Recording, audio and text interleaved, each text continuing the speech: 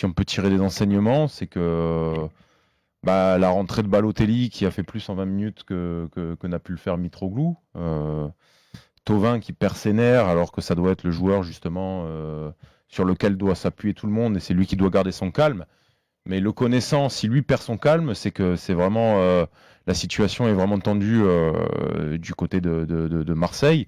Et puis les quelques supporters qui tirent une balle dans le pied de leur équipe. Après, j'ai vu un milieu de terrain intéressant avec Maxi Lopez et Strootman qui a essayé de compenser.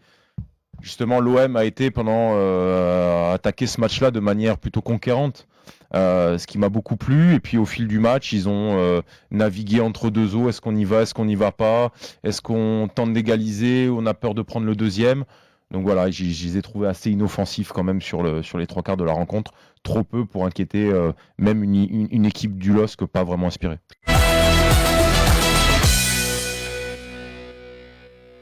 Je partage l'analyse de Charlie, même si la stratégie du LOSC était, je pense que Christophe Galtier s'attendait à ce que l'OM soit un peu plus entreprenant, ce qu'ils ont fait dans le premier quart d'heure.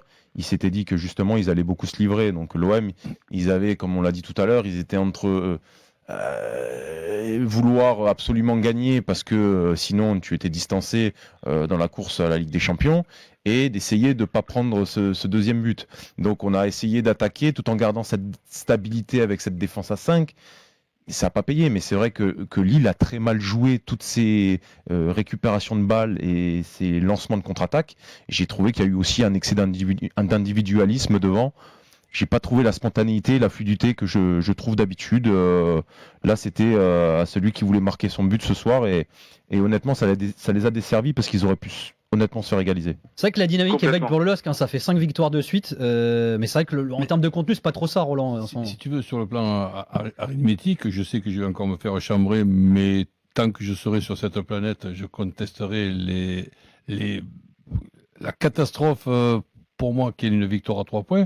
Quand tu vois la saison de l'OM, qui est une saison avec une panique, avec une nervosité et tout, et que les 12 points de ce soir, c'est tout simplement les 2 matchs et les 2 défaites contre les Lillois, ce qui veut dire que les autres matchs, c'est pour moi la même chose entre le parcours lillois extraordinaire et le parcours de Marseille pourri. Alors, c'est sûr que gagner au match aller et au match retour, c'est important, mais essayons quand même de voir les dégâts que fait visuellement et mathématiquement cette victoire à 3 points. Donc, les 2 victoires de Lille, c'est les 12 points qui séparent l'Olympique de Marseille avec Lille ce soir. Vous pouvez m'expliquer dans tous les sens, eh ben, c'est comme ça et pas autrement. Donc l'OM ne fait pas un si mauvais parcours que ça.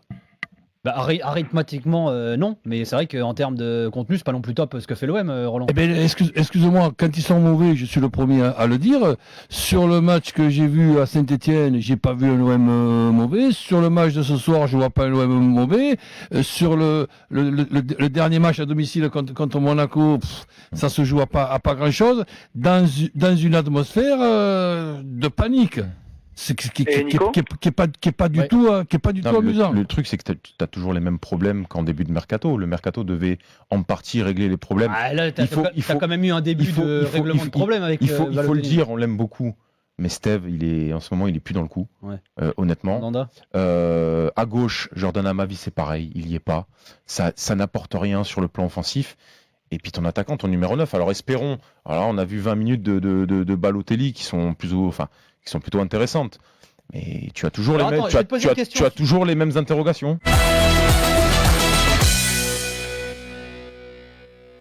La décision des dirigeants a été prise mardi, mais Thierry Henry a été mis au courant que vendredi, après sa conf de presse en plus. C'est surprenant. Et ce qui est surprenant surtout, c'est qu'il dirige l'entraînement d'une avant-veille de match contre une équipe classée 18e, alors que Monaco est 19e.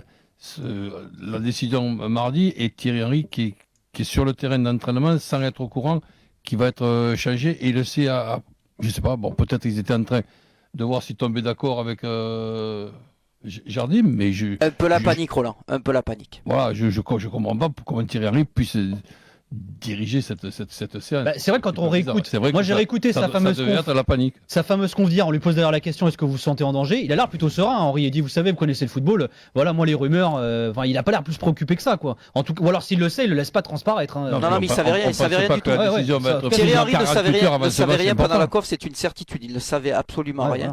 voilà. Il a appris sa convocation au Stade Louis II avec Vadim Vassiliev pendant l'entraînement, donc il savait pas.